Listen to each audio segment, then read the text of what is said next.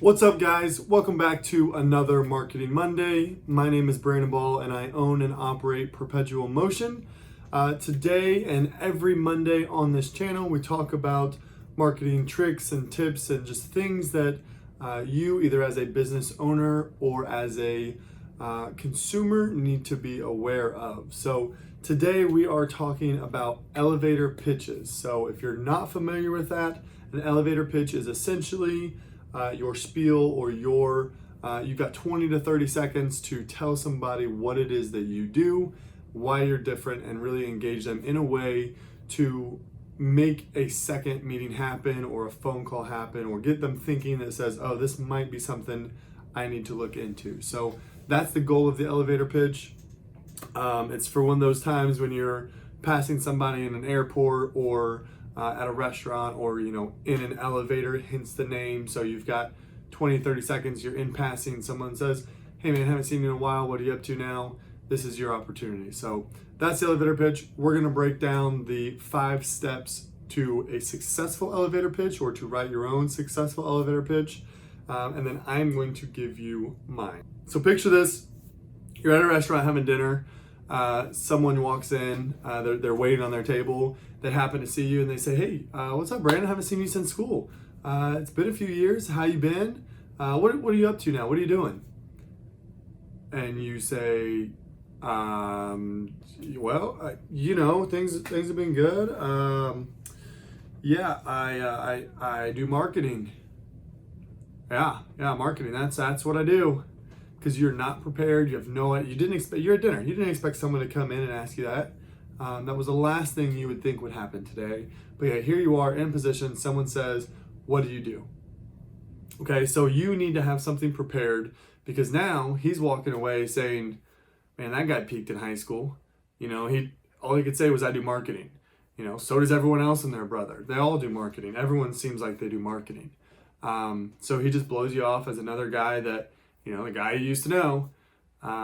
But now you miss an opportunity. He's never going to call you. Even when he does need marketing help, chances are he's not going to call you. He's not going to remember that. He's going to get to his table and forget he ever saw you. So that's kind of the idea of the elevator pitch. We want to formulate it in a way that gets people engaged, piques their interest, and gets them to say, I need to call that guy, or why don't we schedule a meeting and we can talk about this a little differently. So me personally, I'll give you my elevator pitch. Someone comes up to me and says, hey Brandon, it's been a long time. What do you do? My response is, well, I started a business. I own and operate Perpetual Motion. It's based on the 3 main things that my life is based around: marketing, fitness, and travel. So I really love it. I was able to partner with Extend Marketing Partners. Allows me to travel the country, speak at all these different places, meet all these different people.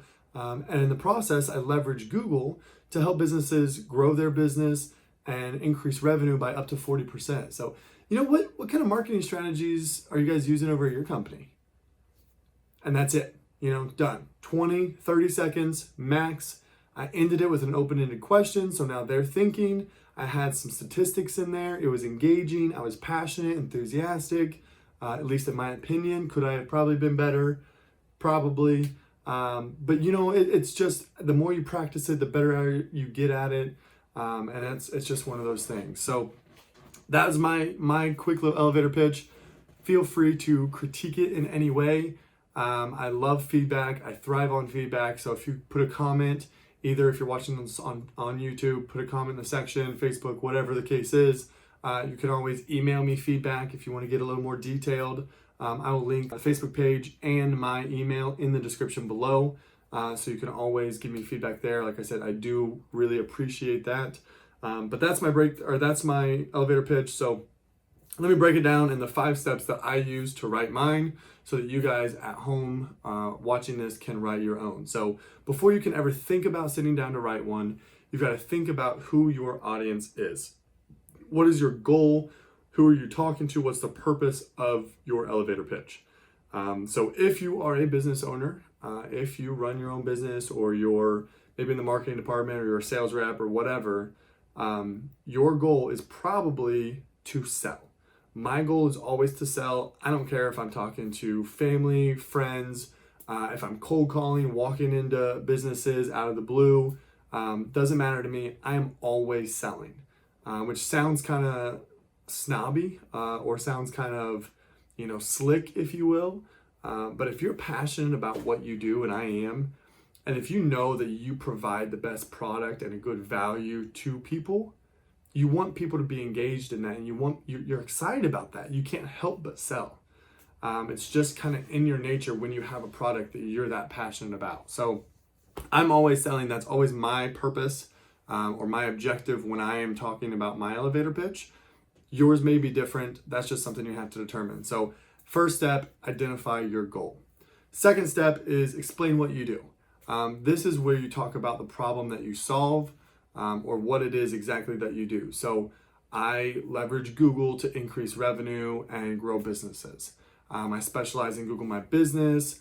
That's what I do. That's the kind of heart of my job and my purpose.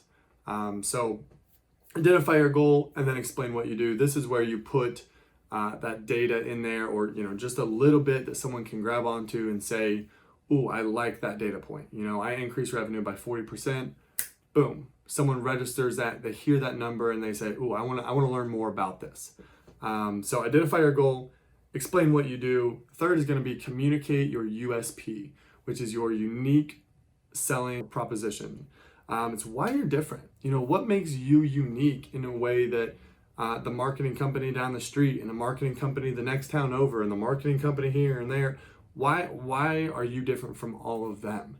Or why are you the best construction person for this job? Or why are you the best hairdresser? Or why are you the best accountant? What makes you different from all of those people? Find out what that is, really dig into what that is.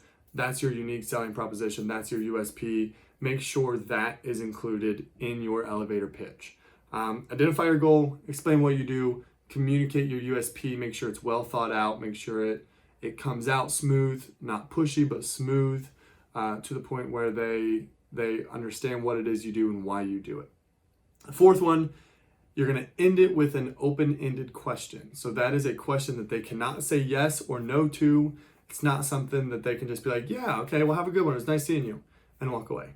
It's something they have to think about. They have to elaborate. They have to communicate back to you and engage in a real conversation. So you want to end it with an open-ended question, something that gets them thinking. If they don't know the answer, like my question was, "What kind of marketing strategies do you guys use?" If they don't know the answer to that, I'm going to come back with like, "Hey, well, here's my card. When you figure out that answer, I would love to have a conversation about it." And now I've just put the ball in their court for a second conversation, for a second meeting or phone call or whatever that looks like.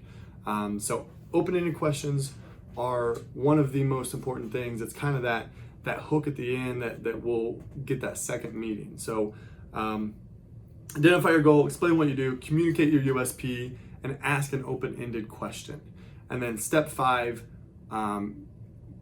probably in my opinion, I would say the most important one is obviously put it all together and practice it. Practice the crap out of it. I don't care. Practice it every single day, multiple times a day, in front of a camera. Record yourself saying it.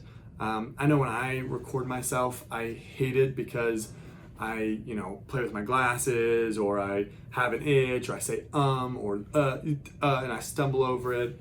So practicing in front of the camera is a great way because you hear yourself, and no one likes to hear themselves talk. So you practice and you practice and you practice until you get one that you can bear, and then it's actually good. So practice in front of a camera, practice in front of the mirror, practice in front of your dog, your family, small groups so they can give you feedback. I don't care where you practice, do all of the above, but just practice it, because you never know when you need to pull that out of the back of your head and relay it in a way without mumbling over yourself for somebody potentially in a higher up within your company, or a higher up at a different company, or an old friend. Whatever the case is, you need to be able to pull that out in an instant and have it ready to go. So those are the 5 things that if you're looking to build your own elevator pitch, which I cannot stress how important it is for you to do so, those are the 5 steps. Again, identify your goal, explain what you do, communicate your USP, your unique selling proposition, ask an open-ended question, and then put it all together and practice the crap out of it. So if you can do those 5 steps, you are well on your way to a great elevator pitch. Now, like I said, this is not something that is stagnant. This is something that is always changing and adapting, and it changes. Don't just be like, oh, I made an elevator pitch 10 years ago, I'm good. Because you're not good. It needs to be evolving and changing with the times, and with the people that you're trying to attract, the people that you're communicating with. So that's going to be it for me. I hope you guys enjoyed the video. If you did, if you got something from it, I would really appreciate it if you hit the like button. If you're interested in hearing more Marketing Mondays, like I said, every Monday on this channel, we do tricks and tips and hints and things that are happening in the marketing world. You can hit the subscribe button, and then the little bell next to it will tell you when I post a new video. So whether that be on Monday sometime, you can watch it before everyone else watches it on Tuesday or Wednesday or whatever it is that they watch it. So subscribe to the channel, like the video, hit the bell if you're interested in being notified when I post a new video. And until next time, I will see you guys next week.